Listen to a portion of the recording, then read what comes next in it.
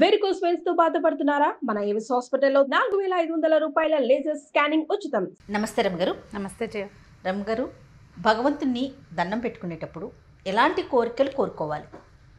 భగవంతుడు ఒక ఆఫీసరు, మనం వెళ్ళి దండం పెట్టి ఫలానా పని చెయ్యి అంటే చేస్తాడా? చెయ్యడు. చేయడు. ఏం చేస్తే చేస్తాడు? అది మనమే ఆలోచించాలి కదా. కదా. భగవంతుడికి నమస్కారం నిష్కామంగా నమస్కరించాలి. ఏ కోరికలతోటి నమస్కరించద్దు. భగవంతుడిని నువ్వు ఏదైనా ఒకటి కోరుకోవాలంటే, ఒకటి కోరాలి అంటే దానికి అర్హత ఉందా మనకి అనేది ఆలోచించుకోవాలి. మరి అలాంటప్పుడు ఉండు అర్హత ఉందా అని ఆలోచించుకోవాలి.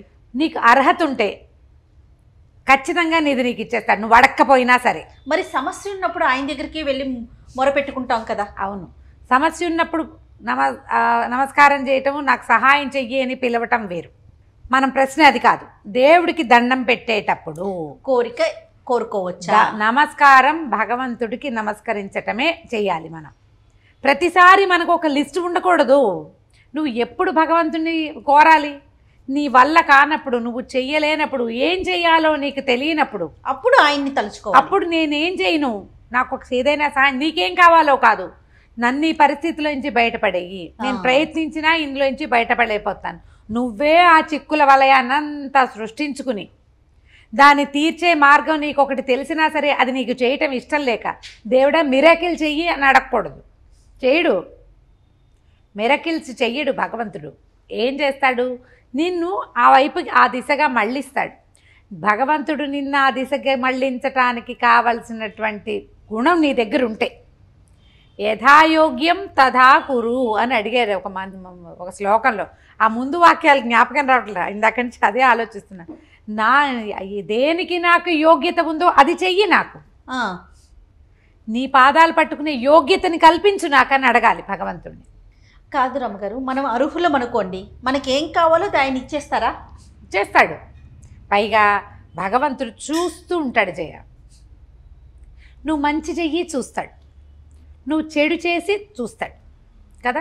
నువ్వు మంచి చేసిన వాడివి, నువ్వు ఇబ్బందుల్లో పడ్డావు, చాలా కష్టపడుతున్నావు, చాలా గొప్పవాడివి, మంచి పని చేస్తావు, బుద్ధిమంతుడిగా ప్రవర్తిస్తావు, అయినా నువ్వు ఇబ్బందులు పడతావు. ఈ ఇబ్బందులు ఈ జన్మ అయ్యి ఉండకపోవచ్చు, కిందటి జన్మలోనో ఆ కిందటి జన్మలోనో నీ తాలూకు కర్మ దుర్విపాకం వల్ల, కొంత సంచిత కర్మ చేసుకున్నటువంటి కర్మల వల్ల నీకు ఇప్పుడు ఇబ్బంది వచ్చింది. కానీ నువ్వు ఇప్పుడు మంచివాడివి, ప్రస్తుతం నీ జీవితం చాలా మంచి పద్ధతిలో ఉన్నావు నువ్వు. అప్పుడు భగవంతుడు ఏం చేస్తాడు? నువ్వు దేవుణ్ణి ప్రార్థిస్తావు. ప్రార్థన వల్ల నీ సంచిత పాపం ఉంది చూసావు, నువ్వు తయారు చేసి పెట్టుకున్నావు, అది కొంచెం తగ్గిస్తాడు, తగ్గుతుంది. ఆ అవకాశం ఉంటుందంటారా? ఉంటుంది. భగవత్ ప్రార్థన వల్ల కొంత ఉంటుంది. కష్టపడటం, నీవు ఎంతవరకు కష్టపడాలి, ఎంత కష్టపడాలని ఉందనుకో నీ రాతలో, నువ్వు తెచ్చుకున్నది అంత మూట, నువ్వు తెచ్చుకున్న సర్ది మూట నువ్వే మోసుకోవాలి. ఇప్పుడు ఇంత సర్ది మూట శక్తిని ఇస్తాడు. అదేగా చెప్తున్నా పూర్తిగాని. ఇది ఇంత మూట నువ్వు మోసుకోవాల్సి వస్తే నువ్వు భగవత్ ప్రార్థన చేయటం వల్ల ఈ మూట యొక్క బరువు తగ్గుతుంది. బరువు తగ్గుతుందా, మోసే శక్తి వస్తుందా? రెండును అదే చెప్తున్నా. ఈ బరువు తగ్గుతుంది, ఈ మూటని మోసే శక్తి నీకు ఇస్తాడు. నువ్వు భగవంతుడి మీద దుర్మార్గుడైన దేవుడా నేను ఇంత పని చేశాను అయినా నువ్వు పలకట్లేదు అని పక్కింటి ఆవిడని తిట్టినట్టు తిట్టేవనుకో, కర్మ సంచిత పాపం ఏమవుతుంది? ఇంకొంచెం పెరుగుతుంది. మళ్ళీ ఈమె కొత్త జీవితానికి, రేపు రాబోయే జన్మకి నువ్వు ఇంకో మూట సిద్ధం చేసుకుంటావు. భగవద్దూషణ చేసి, భగవంతుడిని దూషించి ఇంకొంచెం సిద్ధం చేసుకుంటావు కొత్తది. అనుభవించేసేయి. ఈ అనుభవించడానికి సరిపడా శక్తి ఇవ్వని నువ్వు ప్రార్థించవలసిందేంటి? ఏదైనా నీకు అత్యద్భుతమైన విషయం లభించినప్పుడు, భగవంతుడా నువ్వు ఉన్నావు అందుకే నాకు ఇది లభించింది అని దండం పెట్టుకో. ఆ వాక్యాలు అనుకో. ఏదైనా పెద్ద కష్టం వస్తే, ఎందుకో ఇంత పెద్ద కష్టంలో ముంచుతున్నావు నన్ను, ఈ కష్టాన్ని భరించే శక్తి నాకు ఇవ్వు అని దండం పెట్టుకో. ఈ రెండు నీకు ఫలిస్తాయి. ఇది నువ్వు చేయవలసిన ప్రార్థన. ఏదైనా నీకు లభిస్తే, భగవంతుడా నా యొక్క ప్రతిభకి గుర్తింపు లభించింది అనుకోవద్దు. నువ్వు బ్రహ్మాండ నాయకుడు కాదు, ఒక్క క్షణం ఆయన చూడకపోయాడా అయిపోయావే నువ్వు. ఎవరైనా దీనికి అతీతులు కాదు, ఎవ్వరూ అతీతులు కాదు. ఏ ఒక్కళ్ళు దాని నుంచి తప్పించుకోలేదు. భగవంతుడు పరాంగుఖుడు అయితే మొహం పక్కకి తిప్పాడో అంతే సంగతులు. నువ్వు పరమాద్భుతమైన ఆటగాడివిగా, పరమాద్భుతమైన గాయకుడివిగా, నువ్వు ఏమైనా మహామహా విద్వాంసులు, ఏమనాలంటే విద్వాంసులే కాదు రాజులు ఎవ్వరూ మిగలరు, ఉండరు, కదలరు, మెదలరు. భగవంతుణ్ణి మన యందు ప్రసన్నుడుగా ఉంచుకోవాలంటే మనం ఆయనతోటి మాట్లాడాల్సిన మాటలు 2. నువ్వున్నావు, నీ వల్లే నేను బాగున్నాను. అంతే. నువ్వున్నావు, నాకు కొంచెం తోడుగా ఉండు. ఆ శక్తిని నాకు ఇవ్వు. ఈ 2 మాట్లాడు. నువ్వు మిగిలినవి ఏవి అడిగినా వాటి వల్ల ఉపయోగం ఏమి లేదు. నీకు రావాల్సిందైతే వస్తుంది. నీకు రాందైతే నువ్వు ఎంత ప్రార్థించినా ఎంత ప్రయత్నం చేసినా నువ్వే తెచ్చి ఒళ్ళో కూర్చోబెట్టుకున్నా రాదు. రావణాసురుడు మహాద్భుత సౌందర్యవతని సీతామహాసాధ్విని తెచ్చి ఒంట్లో కూర్చోబెట్టుకున్నాడు. ఎక్కడో ఉన్నాను లంకలో అనుకున్నాడు. ఈ కథలన్నీ మనకి ఎందుకు చెప్తారు? ఇందుకే చెప్తారు. ఎక్కడో లంక, స్వర్ణ లంక, ఎవ్వరూ దరి చేరలేరు, దాటి రాలేరు. దానికి ఒక మహా భయంకరమైన రాక్షసి కాపలా ఉంది, లంకానగరపురి రాక్షసి. అయినా కూడా జరిగింది. ఒక కోతి, చిన్న స్వల్ప రూపంలో ఉన్న కోతి ప్రవేశించేసరికి చూడు ఎలా అయిపోయిందో. ఏమైపోయింది చివరికి? అతలాకుతలం అయింది కదా. మొత్తం వాళ్ళ జీవితాలు సర్వనాశనం. ఒకటి మొదలు పెడితే ఎంతమంది పాడయ్యారు? నువ్వు ప్రయత్నం చేసినా నువ్వు దాన్ని సాధించలేవు. భగవంతుడు ఇవ్వదలుచుకుంటే ఏదైనా ఇస్తాడు.